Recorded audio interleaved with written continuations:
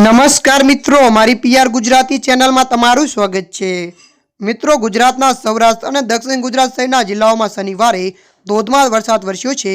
હવામાન વિભાગે આજે રાજ્યના 14થી વધુ જિલ્લામાં ભારે વરસાદના પગલે યલો એલર્ટ જાહેર કર્યું છે। ત્યારે અમરેલી, ડાંગ, દાહોદ, છોટાઉદેપુર, વડોદરા સહિતના વિસ્તારોમાં ભારે પવન અને વીજળીના કડાકા સાથે વરસાદ પડ્યો હતો। સૌરાષ્ટ્રના અનેક વિસ્તારોમાં ગાજવીજ સાથે ધોધમાર વરસાદ ખાબક્યો છે। ત્યારે જૂનાગઢ જિલ્લાના માંગરોળના કંટવા ગામે વીજળી પડતા 40 વર્ષીય મહિલાનું મોત નીપજ્યું હોવાનું સામે આવ્યું છે। જ્યારે રાજકોટના રિયાદર મફતિયાપરા વિસ્તારમાં વીજળી પડવાથી 43 વર્ષીય દલુભાઈ બારૈયા નામના વ્યક્તિનું મોત થયું હતું।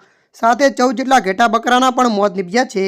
દાહોદના અનેક વિસ્તારોમાં વીજળીના કડાકા સાથે વરસાદ વરસ્યો હતો, જેમાં મહુલિયા ગામે ફળિયામાં બેઠેલા 30 વર્ષીય સંજયભાઈ અને 7 વર્ષીય આયુષ પર વીજળી પડી હતી।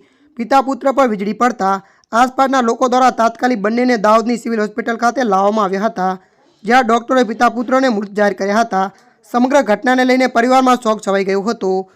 ત્યારે મિત્રો, હાલ માટે આટલું। મળીશું નવી અપડેટ સાથે। જો તમને અમારો વિડીયો પસંદ આવે, લાઇક, શેર અને સબસ્ક્રાઈબ કરી નાખજો। ધન્યવાદ।